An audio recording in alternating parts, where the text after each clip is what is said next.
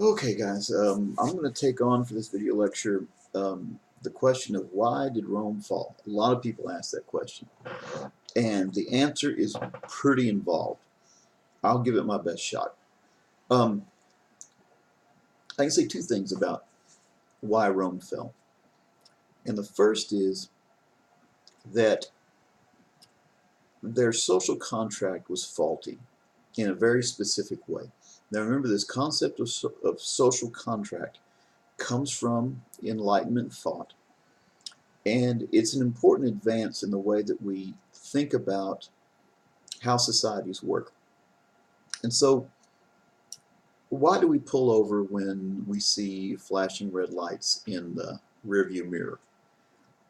Um, we do it because of the social contract, um, because that's what's expected of us. If we all stop doing that today, if we just said, we're not stopping for the police anymore, things would break down in a hurry.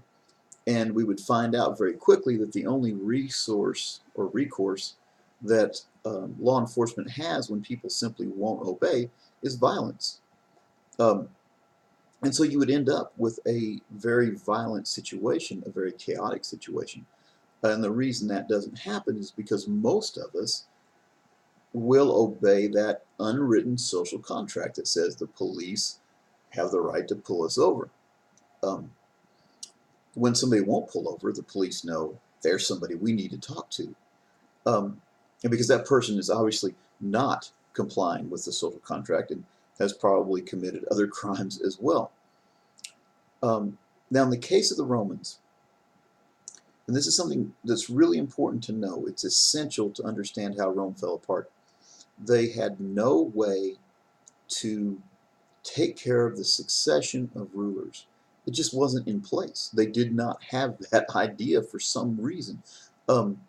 In European monarchies from the Middle Ages that we're familiar with, um, this is taken care of by um, the uh, heir to the throne being the eldest son or daughter that's there, son preferably, but daughter if there's no son to be had.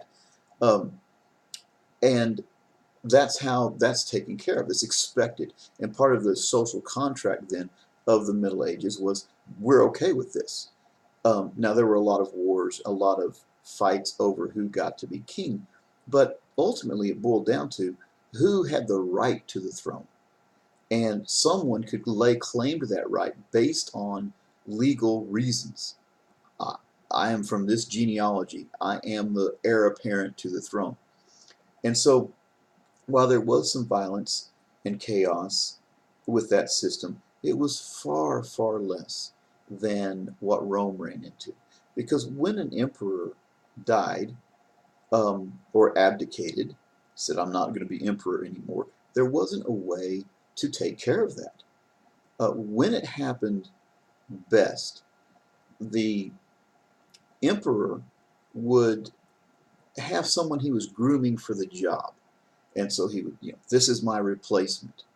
And that worked sometimes, very seldomly. When there was a vacancy at the top in ancient Rome, it was an all-out fight to see who was going to get to be that person. And you could remove the emperor, if you could, by brute force and put someone else in his place. And we'll talk in a moment about how that circumstance came about. But first thing to know, first thing about the fall of Rome is they did not have a system for peaceful transfer of power from one emperor to the next. Um, Now, I want to say this. This is a neat little fact. Um, Rome has fallen so badly. Rome, when it fell apart, it fell apart. Now, there's some people that argue that the Eastern Empire, Rome split the empire into the East and West, and when they moved the capital to Constantinople, and so that part of the Roman Empire survived for another 1,000 years or so. So there's some argument that Rome didn't fall, but the city of Rome fell, and that's a big deal. And the Western Empire was just annihilated, basically. So much so that there's only one spot on Earth that can say that it is Rome, only spot left, that has an uninterrupted monarchy that has ruled from Roman times until now, and has never not been a part of the Roman Empire from the time Rome conquered that area. And that's the tiny little state of Liechtenstein, which is in Europe. It's right next to Switzerland somewhere. I've been there. It's 62 square miles. That's all it is. For reference, Oklahoma City is 620 square miles. So, you know, that's how little is left of the Roman Empire. Now, for why else this happened besides, you know, the situation of a faulty social contract where they don't have a way to transfer power, well, that then leads to other issues. And what I can say about how Rome fell apart is, first I want to deal with the early, the Enlightenment idea that it was Christianity that caused this to happen. That when the Christians took over, the Romans went from strong and warlike and disciplined to peaceful and concerned with otherworldly things, and they lost their civic virtues by being weakened in that way. And this was said in the moment that Rome was falling apart. Romans themselves said this and accused the Christians of weakening Rome. There's a book by St. Augustine, who was contemporary with this time, where he answers those charges. It's called The City of God. There's a whole lot else he does in that book. But first off, he says, listen, you guys were falling apart before we came on the scene, and the reasons you're falling apart have nothing to do with us. His basic argument was that Rome was falling apart because Rome was behaving in ways that were insane if you want to hang on to an empire and have security in the world. And he pointed those things out very exactly. And that's where I'm going to go next, is Rome fell because of the reasons it was successful in the first place. Every single thing that made Rome rise to a world-spanning empire was also the seed of its demise.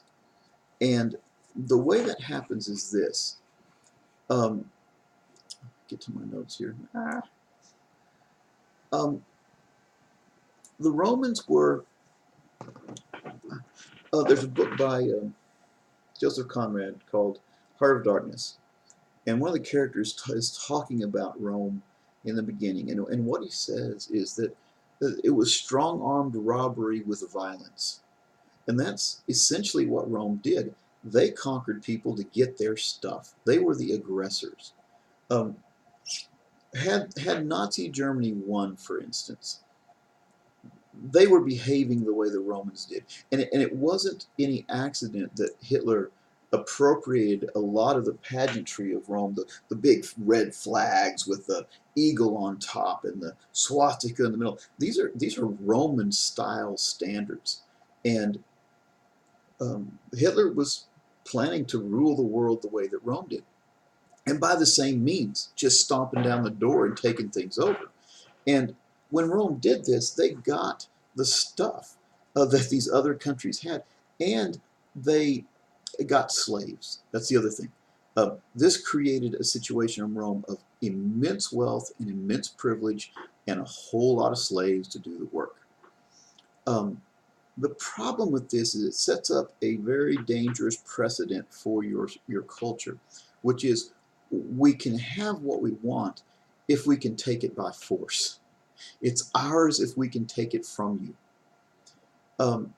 Now, the reason Rome was able to do this was because of their fantastic military, this unbelievably disciplined and lethal fighting force that they had that could just basically stomp over the rest of the world with their tactics, with their armor. I mean, everything about them was superior to the people they were conquering, except for the Carthaginians, which is an earlier issue with Rome. That was a fair fight that Rome ended up winning. But for the rest of it, it was mopping up against tribal people, disorganized, no match for Roman legions. These legions were fanatically loyal to their commanders. And that's something that really helps an army in the field. But it also creates an incredible danger when you have a situation where you are used to taking what you want by force, and there's no way to decide who the next emperor is. And so eventually the military began to decide these issues. And the first time it happened was with Augustus, when he decided that he was going to bring his troops into Rome. There was a law that said that you had to disband your army. In those times, each ruler of a given province of Rome had the right to raise their own fighting force, which Caesar had done and won great victories against the Gauls and against people up in Europe. But the rule was that because the Romans were already aware this is a problem, and so you had to disband your army before you came into the city. And Caesar decided not to do that. He brought his legions across the Rubicon. If you've ever heard that phrase, crossing the Rubicon, that's what he did. And when he crossed the Rubicon, he broke that law. And it initiated a civil war that Caesar won and installed himself as an emperor and dissolved the republic for all intents and purposes. Rome went from a republic to a dictatorship at that moment in time. But the problem is, once you set that precedent, well, guess what? The military is going to start installing the people that are most favorable to them in the emperor's position. And this happened a lot. And the Roman fighting force within the city of Rome itself, who were charged with, basically they were police, more or less, but also bodyguards for the Roman senators and the emperor and his entourage. Those guys just started assassinating folks when they got out of hand and installing who they wanted to in that place. And so you had this nightmare of military anarchy that took place after the death of Caesar, where you will go through, I think, what's the number? I've got it here somewhere. In 50 years, they went through 26 emperors. Imagine that. In the same amount of time, the United States has been through 8 or 9 presidents. That the instability is unreal, and it's some measure of how successful Rome was, that with this chaos and bloodshed going on at the very top of the social order, not much changed for your average Roman citizen. They're like, meh, there's a new emperor, the old one got killed. We're still going to the Colosseum and watching the games and watching the chariot races, and that's what Rome was doing. They were entertaining themselves. And they basically kind of ignored what was happening with the emperor and all of the assassinations and usurpations and replacements. And so the forces of Rome that had created their success, this fantastic military and all of this wealth, in that way sowed the seeds of their demise. Having all these slaves, taking all this wealth from other people, well, eventually you run out of room. You run out of stuff to take. And on the fringes of the empire, Rome was running into trouble. They kept expanding, conquering more and more. But after a while, you get spread thin, right? There's not enough legions to police all of this and to hold the borders and keep people from breaking away or stop paying their taxes. And so Rome was in a constant state of trying to hold on to what it had. And in some places, they just got stumped. Hadrian's Wall goes across the middle of England. We don't know what they ran into up there, but it was so bad that the Romans said, let's build a defensive wall and keep those people on the other side of it. We're not going to go try to conquer them anymore. We're just keeping them out of Rome. And that's probably the most stark example of Rome running out of ability to conquer and hold ground. But it was happening all over the borders of the empire. And so as you lost this influx of new wealth and new slaves, the government's got to fund itself somehow. Work still has to be done. And so there began a system of taxation, which became more and more brutal as time went by. And so you've got a Roman populace that is obsessed with entertainment, not doing anything really important, and having to pay higher and higher taxes and getting pissed off about it. Um, that's not a recipe for having your empire last. Um, and the last thing that Rome's success gave it was bitter enemies. Rome was the bad guy in this scenario. Remember, these are people that they conquered who were just minding their own business, probably involved in their own conflicts and stuff, whatever. But here comes the Roman legions, and they're just taking over. And so, as Rome weakened, the barbarian tribes, specifically the Visigoths and the Vandals, who were Germanic tribes, began to push back against Rome. And there was a constant pressure on the borders of the empire. And as Rome began to crumble, those borders got pushed in more and more until finally the city fell. Twice, actually. It was sacked twice.